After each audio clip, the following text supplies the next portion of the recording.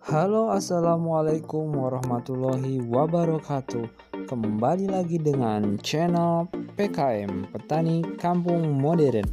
Pada video kali ini, mari kita bahas tips and trik cara membuat kebun kopi kita supaya jadi sangat lebat. Sebelum lanjut, mari kita intro dulu.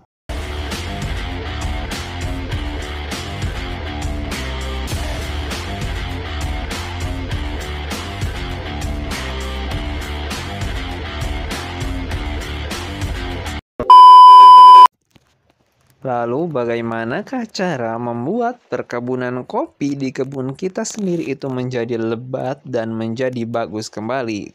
Kebanyakan petani itu berpikirnya adalah selalu saja ke klon, dan klon. Sebenarnya saat kita melihat klon yang bagus, kita harus juga memperhatikan iklim dan cuaca di daerah kita. Jangan sampai kita membeli klon dari iklim dingin ataupun dari iklim panas ke iklim dingin.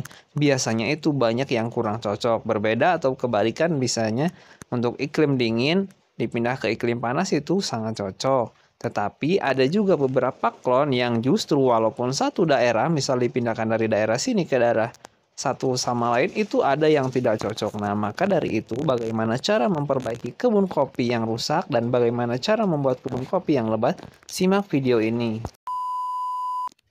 Cara untuk memperbaiki kebun kopi yang pertama adalah kita harus benar-benar memperbaiki dulu keadaan tanah pada kebun kita. Kebanyakan tanah di perkebunan kopi khususnya di Lampung maupun yang lainnya itu sudah sangat rusak dan banyak tanah yang sudah jenuh diakibatkan penggunaan herbisida dalam jangka panjang dan juga penggunaan herbisida dalam dosis yang cukup tinggi tanpa dibarengi dengan pupuk yang sebanding dengan herbisida tersebut. Maka dari itu, tanah adalah faktor yang sangat penting untuk kita perbaiki dahulu untuk membuat kebun kopi kita itu pulih kembali dan membuat kebun kopi kita itu menjadi lebat kembali.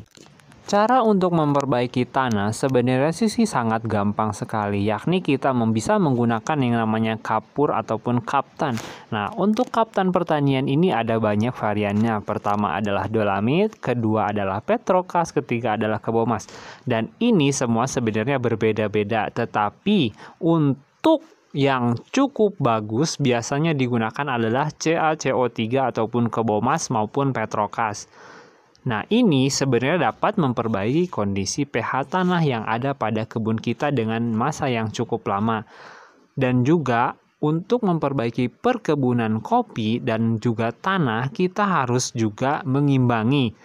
Misal begini, kita menggunakan yang namanya kaptan ataupun kapur pertanian, maka kita harus mengimbangi juga dengan yang namanya pengurangan penggunaan herbisida. Contoh, kita bisa mengurangi penggunaan herbisida untuk 1 tahun dan kita bisa menggunakan pemupukannya ini menggunakan kapur pertanian ataupun kaptan dengan secara berkala, dan juga kita harus mengontrol pH tanah kita supaya pH tanah tetap terjaga di angka 5 sampai ke 7 karena untuk tanaman kopi pH 5 dan sampai 7 itu sudah termasuk tanaman kopi bisa berkembang biak secara baik dan benar. Oke, sekian dulu untuk video cara memperbaiki kebun kopi kita supaya menjadi lebat part 1. Tunggu kelanjutannya di part kedua.